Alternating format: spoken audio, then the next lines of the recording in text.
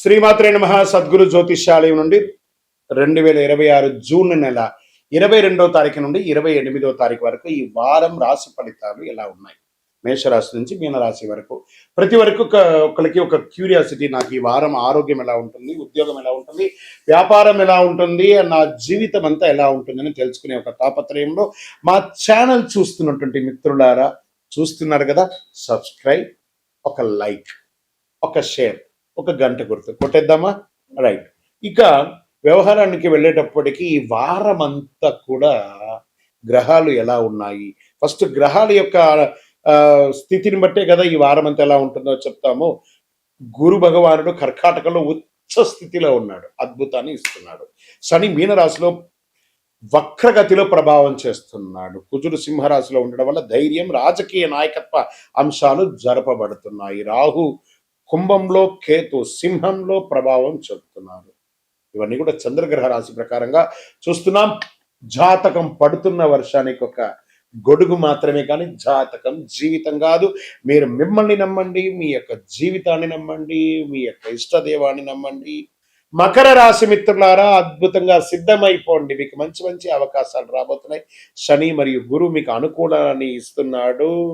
ఉద్యోగంలో మీ కృషికి గుర్తింపులు వస్తుంది. సీనియర్ నుండి ప్రశంసలు, ప్రమోషన్, వేతన పెంపు అన్ని రకాలుగా మీకు వస్తుంది. ప్రభుత్వ, బ్యాంకింగ్, ఇంజనీరింగ్, అడ్మినిస్ట్రేటివ్ రంగాల వారికి మంచి సమయం.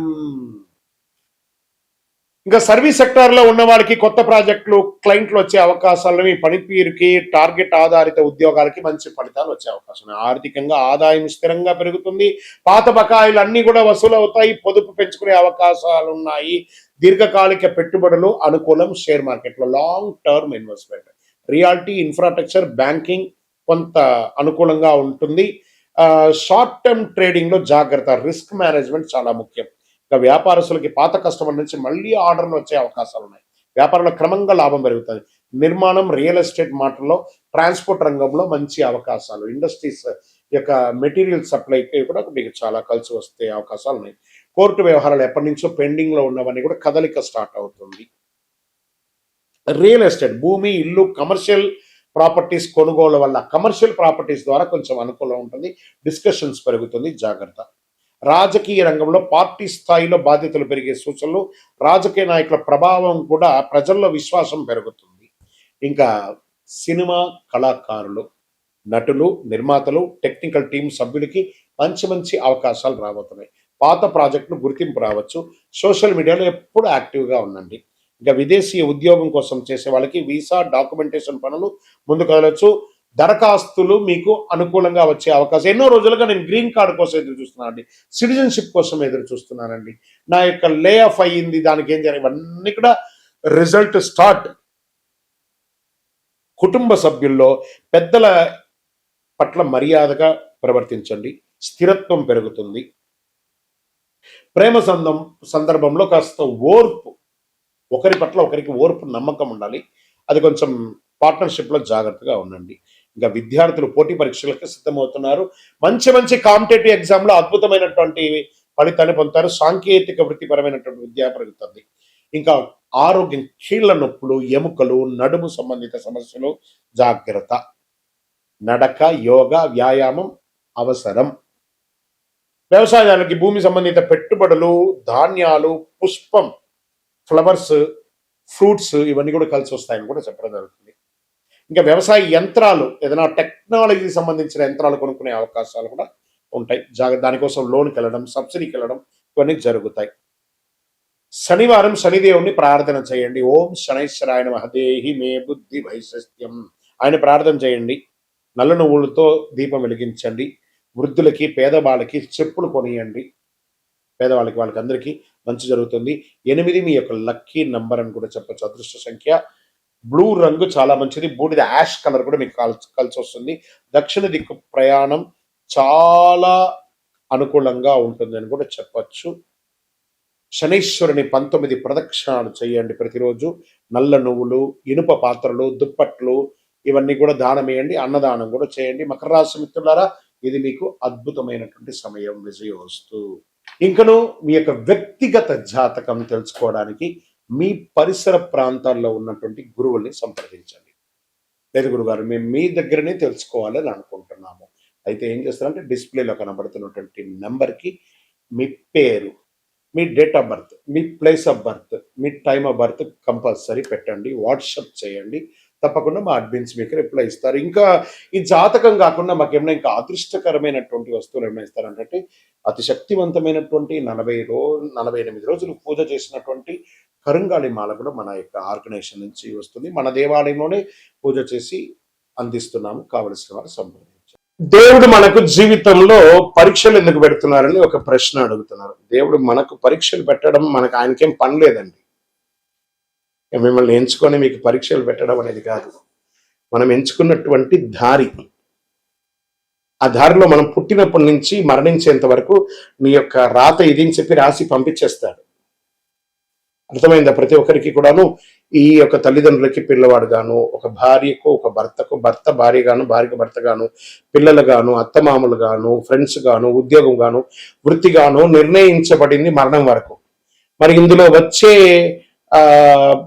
పరీక్షలు అంటారు చూసారా, భగవంతుడు దీన్ని కొంచెం ఫర్నిష్ గా చెప్పుకుంటే చెరిష్ ద గిఫ్టర్, అబ్యూస్ ద గిఫ్టర్ అని ఆయన అంటారు అనమాట. భగవంతుడు మనకు ఒక అద్భుతమైనటువంటి గిఫ్ట్, ఈ శరీరాన్ని ఇచ్చాడు.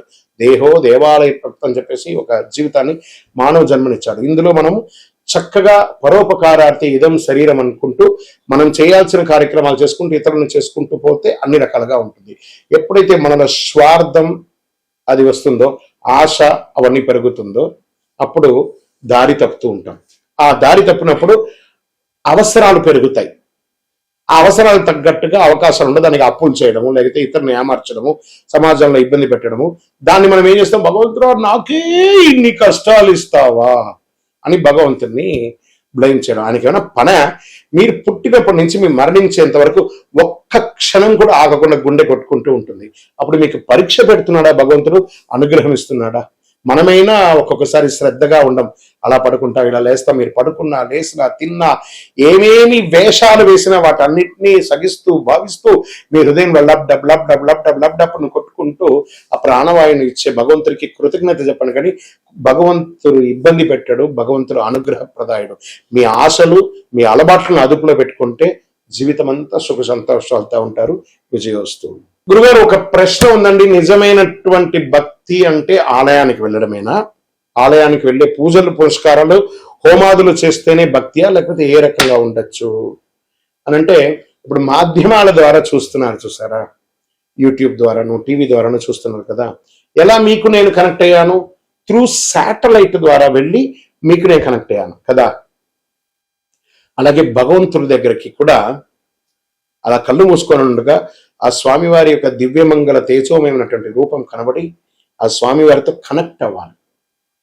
అది మీరు ఆలయంలో కూర్చుంటారా, ఇంట్లో కూర్చుంటారా, ఇంకో చోట కూర్చుంటారా అనేది కాదు ప్రశ్న.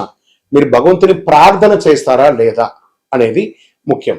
ఎందుకు ఆలయాలకి ఒక ప్రత్యేకత ఉంది అని అంటే, ఒక యంత్ర ప్రతిష్ఠ చేసి నిత్య పూజలు చేసి ఒక పవిత్రమైనటువంటి భక్తులు అందరూ కూడా వచ్చి దర్శనం చేసుకున్నటువంటి ఎంతో పుణ్యాత్ములు నడిచిన భక్తుల యొక్క పాదధూళిలో భగవంతుడు ఉంటాడని చెప్తారు. కాబట్టి అక్కడ పవిత్రమైనటువంటి స్థలంగా ఉంటుంది. కాబట్టి ఆ దేవాలయాలకి వెళ్ళి దర్శనం చేసుకోవడం అనేది ఒక సిస్టమ్ ఉంది. కాబట్టి అక్కడ మంత్రోచ్చారణతో ఉంటుంది. కాబట్టి అక్కడికి వెళ్ళడం మంచిది. మన ఇంటిలో కూడా దేవాలయము, ఒక దేవుడు రూమ్ అనేది ఉంటుంది, అక్కడ ఉంటుంది.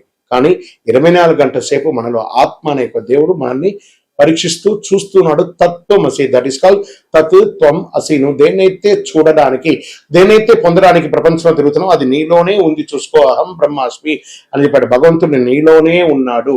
శివం శివం శివం. ఈ శివం లేకపోతే దాన్ని శవం శవం శవం అంటారు. కాబట్టి దేవాలయానికి పూజ చేయాలా, నీలో పూజ చేయాలా అనేది కాదు. పూజ చెయ్యి, కనెక్ట్ అయ్యి భగవంతుని. నువ్వు పూజించకపోతే కొట్టడు భగవంతుడు, కానీ పూజిస్తే నువ్వు ఇంకా బాగుంటావు. బాగా గుర్తుపెట్టుకోండి. ఆర్గ్యూ చేయడం వల్ల మనం బాగుంటామా, నెగిటివ్ అవుతామా అని అంటే, ఆర్గ్యూ చేయడం వల్ల నెగిటివ్స్ వస్తుంది. కానీ నువ్వు ఆర్గ్యూ చేయకుండా సైలెంట్ గా ఉంటే బాగా అయిపోతామంటే బాగా అయిపోమట. కానీ నెగిటివ్ అనేది తగ్గిపోతుంది. చాలదా? అదే భగవంతుడు. దేవాలయానికి వెళ్ళడం, మనం చేయడం అనేది కర్మ ఫలితం తప్పకుండా మనల్ని చేరుతుంది. అంటే కర్మ రిటర్న్స్ అంటారు చూసారా. అవును, ఎదుటి వాళ్ళకి ద్రోహం చేయాలి అని అనుకుంటే ఇక్కడ చూడండి, చెయ్యి నేను ఇలా పెట్టాను, నేను నిన్ను ఇలా ఇబ్బంది పెడుతున్నాను అని ఒకటి చెయ్యి అక్కడ చూపిస్తుంది. ఇక్కడ 1 2 3 వేళ్ళు నిన్ను చూపిస్తుంది, పైన భగవంతుడు చూస్తున్నాడు. 3 వేలు సమాజం నిన్ను చూస్తుంది, భగవంతుడు పైన చూస్తున్నాడు. కానీ నువ్వు చూపే వేలు ఒకటే అనమాట. అఫ్ కోర్స్ నువ్వు ఎవరికైనా చెడు చేస్తే 4 రకాలైనటువంటి చెడు నీకు రిటర్న్ ఖచ్చితంగా వస్తుంది. నువ్వు మంచి చెయ్యకపోయినా పర్లేదు, కానీ చెడు చేయకుండా ఉండు. అదే ఇతరులకు చేసే సమాజంలో ఒక మంచి విశేషం. అందుకే కర్మ రిటర్న్స్, విజయోస్తు. కృష్ణుడు మహాభారతంలో యుద్ధాన్ని ఎందుకు ఆపలేదు? ఇక్కడ మీకు మంచి ప్రశ్న. ఆయన కూడా, కృష్ణుడు కూడా యుద్ధం చేయమని చెప్పలేదు. మీరు బాగా గుర్తుపెట్టుకోవాలి. రథసారథిగా అర్జునుడికి పార్థసారథిగా కూర్చున్నాడు ఆయన. ఈయన పోయి యుద్ధం చేయడ కర్మణ్యేవా నివాసస్తే మాపడే సుఖదాసన. ఈయన ఏం చెప్పాడు? మనమందరూ కూడా 732 శ్లోకాలు ఉన్నటువంటి భగవద్గీతను శ్రీకృష్ణుల వారే మనకు అందించారు. కొన్ని అధ్యాయాల వరకు ఆ అర్జునుడు ఆయన ఒక రైడర్ లాగా చూశాడు, ఒక సారథి లాగా, ఒక డ్రైవర్ లాగా చూశాడు. అప్పటి వరకు నేను క్షత్రియుడిని, నేను ధర్మరాజు యొక్క తమ్ముడిని, పంచపాండవుల ఒకడిని అనే ఒక ప్రౌడ్తోనే ఆ అర్జునుడు ఉంటూ ఉంటాడు. ఆ యొక్క 11వ అధ్యాయాన్ని చెప్పేటప్పుడు విశ్వరూప అవతారం ఒకటి వస్తుంది. ఆ అధ్యాయంలో స్వామివారు విశ్వరూపం ధరించి అర్జునుడికి దర్శనం ఇస్తాడు. దర్శనం ఇచ్చి అప్పటి నుంచి అర్జునుడి యొక్క బాడీ లాంగ్వేజ్ మారిపోతుంది. ఎందుకంటే స్వామి ఎటు తల ఎత్తినా స్వామివారు కనబడట్లేదట. అంటే అంతటి మహానుభావుడికి యుద్ధం ఒక లెక్కన కాదు కదా. ఎంటైర్ భగవద్గీతలు ఎక్కడ కూడా యుద్ధం గురించి చెప్పలేదు. స్వామివారు చెప్పినటువంటి ఆ 700 శ్లోకాల భగవద్గీతలో కూడా యుద్ధం గురించి మాట్లాడలేదండి, జీవితం గురించే మాట్లాడారు. శ్రీకృష్ణుడు జీవితాన్ని ఉపదేశించడానికే ఉన్నాడే కానీ యుద్ధం గురించి ఉపదేశించడానికి కాదు. మనం ఆనందంగా ఉంటే శ్రీకృష్ణుడు ప్రేమగా కనబడతాడు. మనం కొంచెం మాలిన్యంగా ఉంటే అది యుద్ధ వాతావరణంగా కనపడుతుంది. మన యొక్క బుద్ధిలోని మంచి చెడు రెండు ఉంది కాబట్టి ఆ మంచి చెడుని ఎదిగి నువ్వు ముందుకు వెళ్ళు అని భగవద్గీతలో యొక్క సారాంశంగా శ్రీకృష్ణుడు చెప్పారు. కాబట్టి అందుకే శ్రీకృష్ణుడు యుద్ధం చేయమని చెప్పలేదు, అధర్మాన్ని మాత్రం జయించమన్నాడు కానీ యుద్ధం చేయమనలేదు. భయభక్తులతో ఉండాలి అన్నారు. భక్తి ఉంటే భయం ఎందుకు ఉండాలంటే భయభక్తులతో ఉండాలి. అక్కడ ఎదుటి కూర్చున్నది మనం ఒకళ్ళమే. ఈ ప్రపంచాన్ని ఏలే అఖిలాండ కోటి బ్రహ్మాండ నాయకుడు అక్కడ కూర్చున్నాడు ఎదురుగుండా. ఆయన చూసినప్పటికీ భయభక్తి ఉండాలి. దేవుని చూసినప్పుడు ఆ భయం ఉండాలి, భక్తి ఉండాలి. ఆ ఒక దేవుడు కనబడని ఒక గొప్ప శక్తిగా అక్కడ కూర్చున్నాడు. దైవం మానుష రూపేణ.